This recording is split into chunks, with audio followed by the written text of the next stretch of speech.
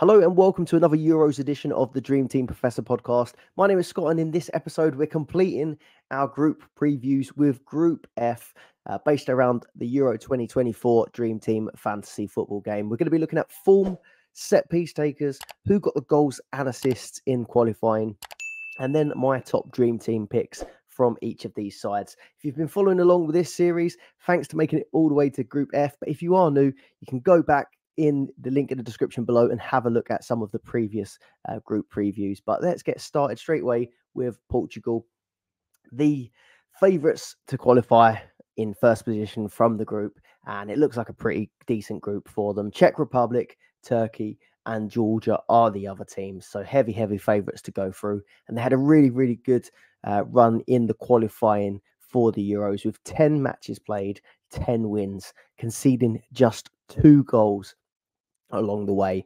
averaging 3.6 goals scored per game, and of course 0.2 goals conceded per game, with 9 clean sheets out of the 10 matches played. So yeah, this group was not much of a challenge for Portugal.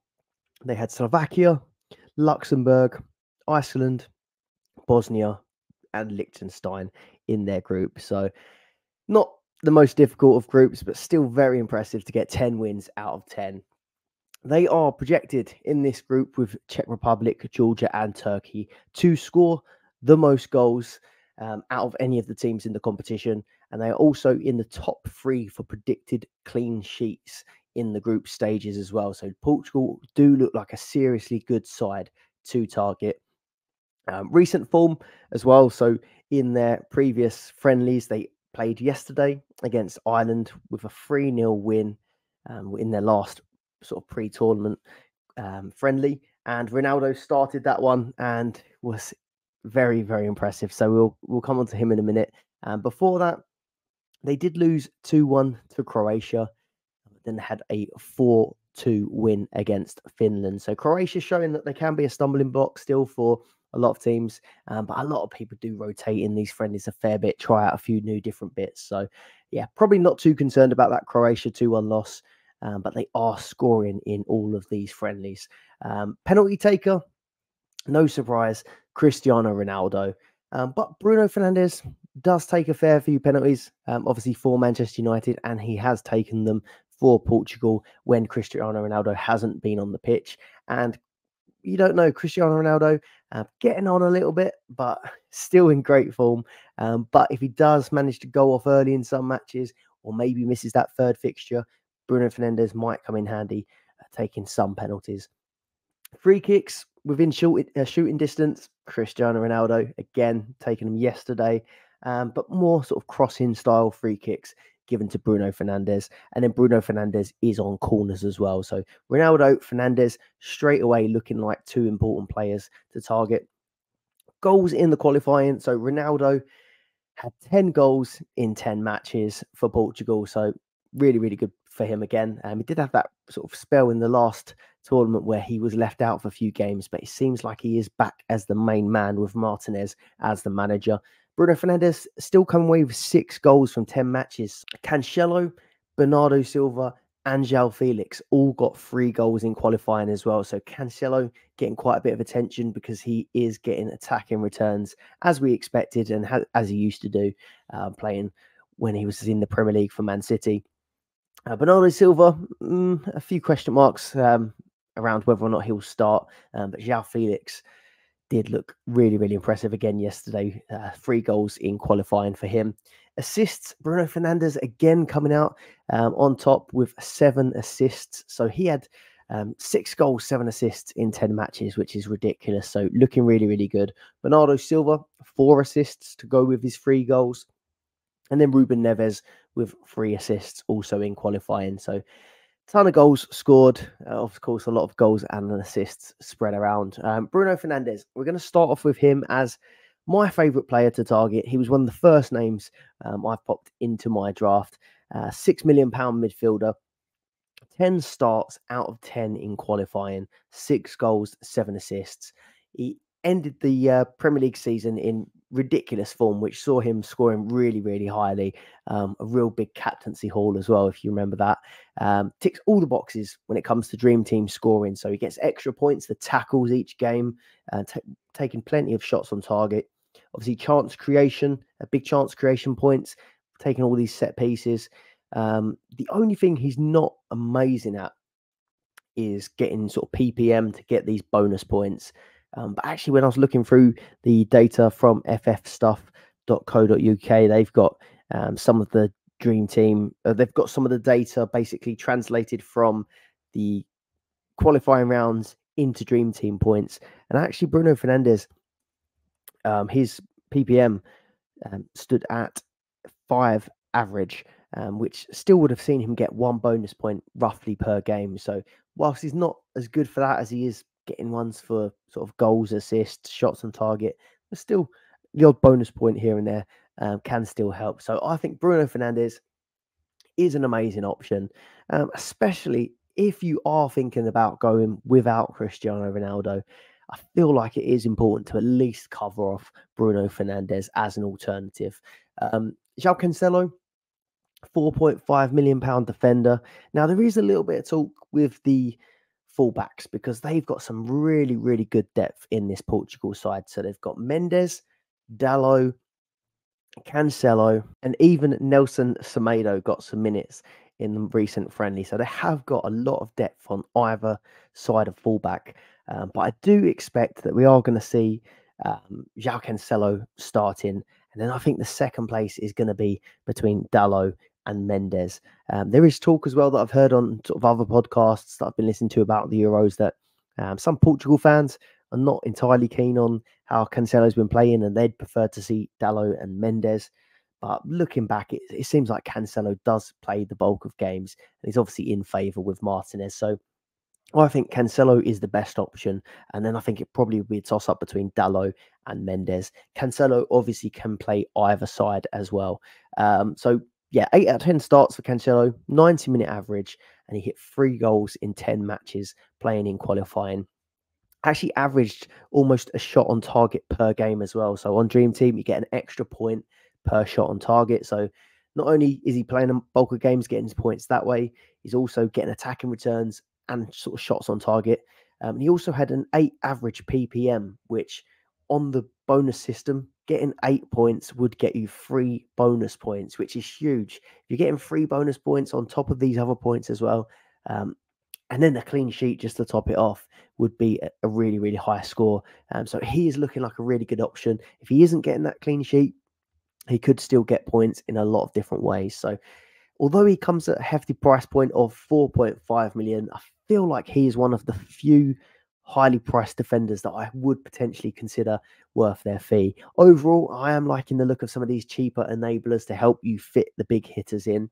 But if you sort of do cut back in some areas, you could potentially fit Cancelo. He's almost like a midfielder or attacker sort of playing in defence. So I do like the idea of Cancelo at 4.5. Then Ronaldo. We're going to come on to him. Now, he maybe should have been the first name on the list.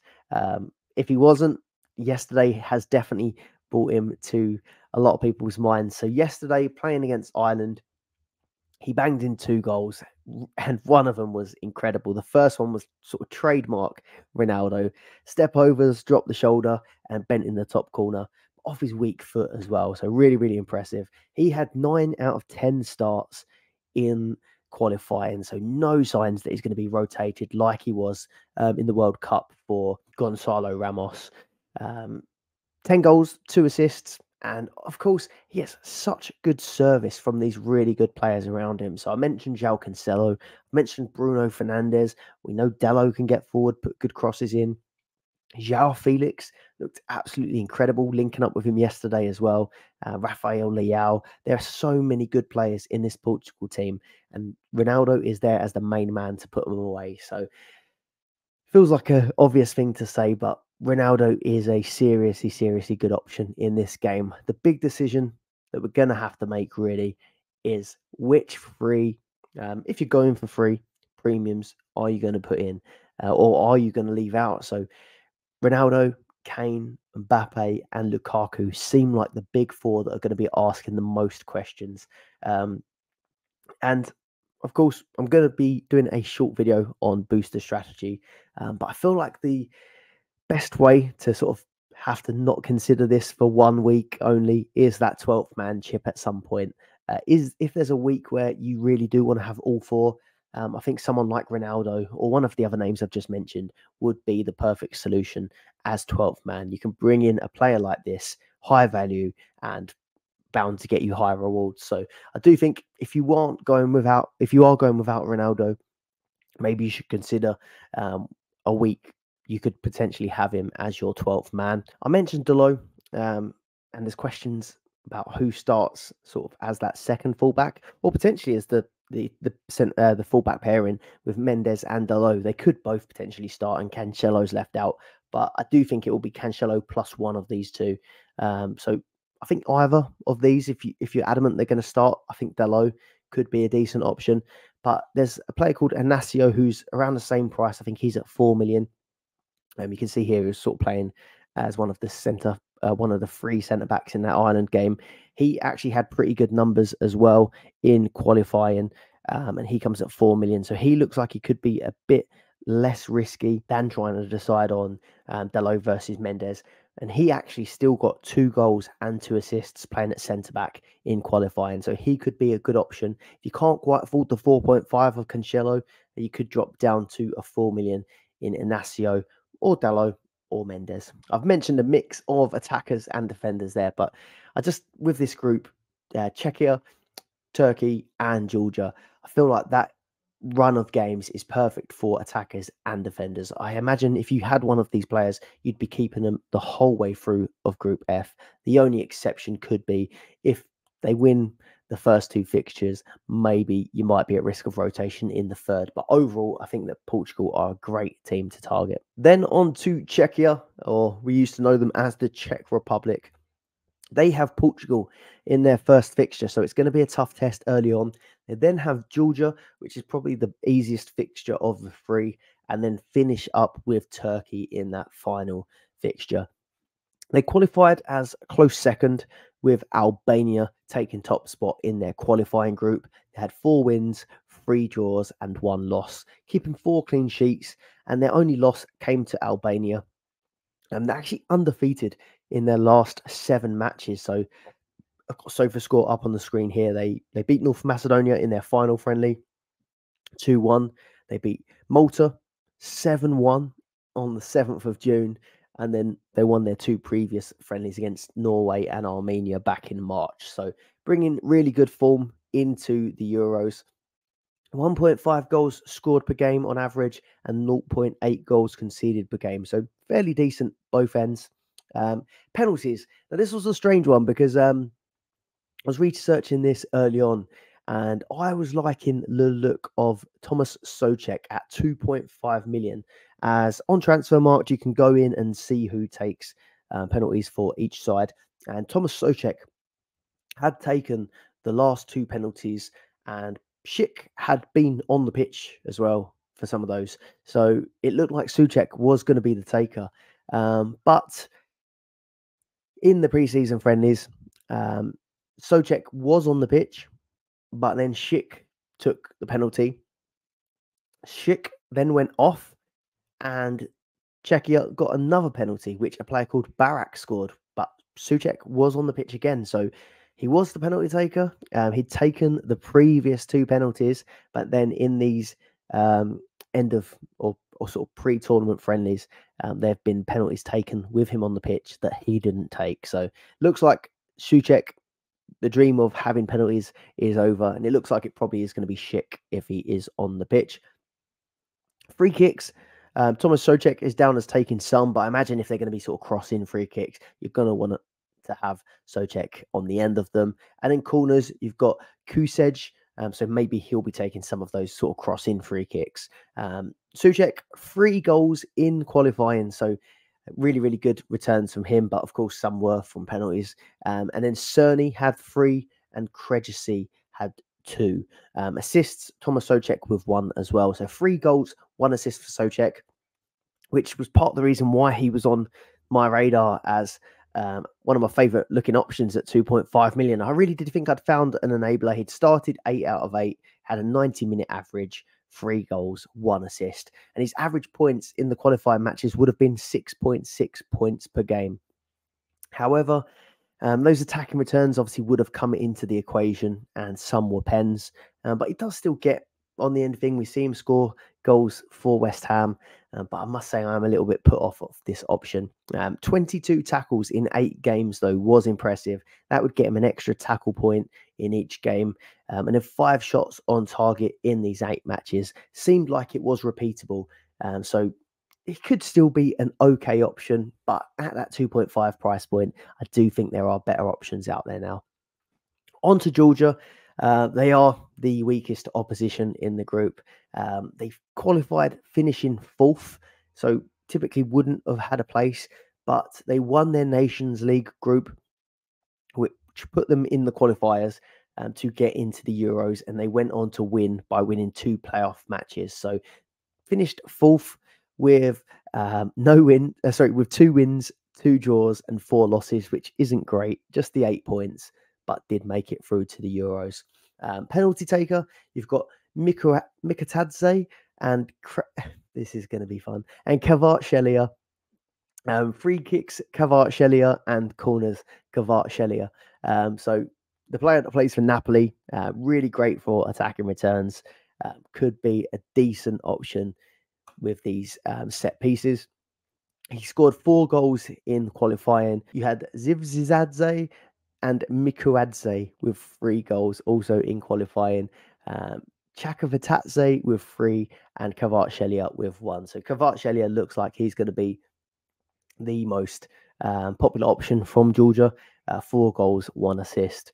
He's £3 million, but he's down as a striker, so he's going to take one of these valuable striker slots. 4 goals, 1 assist in qualifying. He is their talisman. He does seem like he's pretty decent for the bonus point system. So he had average of 7.1 ppm and an average of 7.8 points per game based on Dream Team stats in qualifying. But it's just whether or not you want to go for the weakest team versus some of this opposition. So obviously that game against that game against Turkey still looks pretty difficult. Czech Republic will still be favourites to win, and then following up with Portugal. So it would be a punt. It's not the worst, but I just don't fancy it, to be honest, against this level of opposition. 11 goals, 6 assists in Serie A this season. We don't really have much to go off when it comes to their recent friendlies as well, because they played one friendly against Montenegro, which they won 3-1. But again, Montenegro, not the level of opposition that we're going to be seeing in Group F. If we have a quick look back, they lost 3-1 to Spain. They drew 2-2 with Scotland and lost 2-1 to Norway against some sort of tougher opposition. But yeah, overall, despite getting 11 goals and 6 assists in Serie A, I just don't really fancy him in this group. And then on to Turkey. So Turkey faced Georgia in the first match. So if you do think that Georgia will be not so tough opposition, you could target them with Turkey. Then Turkey play Portugal the week after, and then Czechia the week after that, or match week after that, match day after that. Form, they topped their group ahead of Croatia with 5 wins, 2 draws, and 1 loss. That 1 loss came at home to Croatia. They kept 3 clean sheets out of the 8 matches, 1.8 goals scored, 0.9 goals conceded. Don't appear to have the best defense, but they do have some nice fixtures if you're thinking about going for a Turkey player and targeting Georgia or Czechia. Penalty taker would be Çalhanoğlu, who is sort of playing in a sort of deeper role and taking all of the set pieces. So free kicks will be Çalhanoğlu and corners as well. A real set piece specialist and someone that looks like a real good option to target, but isn't playing as further forward as he used to. 2 goals in qualifying for Tucson and Archikoglu, 2 assists for Koku as well. 3 clean sheets in total. So I think really for me, it will be Çalhanoğlu at 3 million, who would be someone that could be someone to target. Main man on all set pieces. 7 starts, no attacking returns though in qualifying. So despite taking everything, no attacking returns in qualifying. Did score a penalty in a recent friendly against Austria, I believe, but it was a 6-1 loss. Back on Chanaloglu though, high chance creation numbers, obviously by taking all set pieces. But maybe it's just a case with Turkey that he hasn't really got anyone to get on the end of them and put them away. But despite that, 5.6 average PPM, which appears pretty strong and would get you roughly 1 bonus point per game. I did look at some of these sort of previous stats in these pre-season friendlies, pre-tournament friendlies, and he did hit pretty high player performance marks in those as well. So if you are looking for a bargain at 3 million, he could be an option, obviously on penalties as well, but I don't think it's one that I'm going to be going for. And then in defence, someone that caught my eye was Kadioglu at 2.5 million. Started 7 out of the 8 matches. Plays at left back. He had 3 goals, 5 assists in his domestic season. Had pretty high tackle numbers, so 14 tackles in 7 starts. So that would get you your 2 tackles a game on average to get you an extra point. And I just think it could be a punt if you're looking to maybe to go for that Georgia match to get a clean sheet at a cheap price. But of course, you then are going to have to move it on for Portugal, or maybe suffer a little bit of a defeat in that one before Czech Republic. Overall, though, exciting group in Group F, but by far the best team looking to target would be Portugal, with a few differentials coming from these other sides. But that is everything for this Group F preview, and it wraps up this preview series ahead of the Euros. If you've enjoyed it, please do leave a like and subscribe to the channel. I'm going to try and get a booster strategy video out right before the end of, before the deadline on Friday. And then we will have a deadline stream with the Dream Team Tonic podcast. We'll be going live 1 hour before the Dream Team deadline, which remember is 1 hour before the first kickoff. So 8 o'clock on Friday is the first kickoff. The deadline will be 7 p.m. So we'll be going live at 6 p.m. for everyone. Do go over to the Dream Team Tonic podcast, give a follow, and then start thinking about any questions you'll want to ask the guys. Thanks, and I'll see you on the next episode. Goodbye.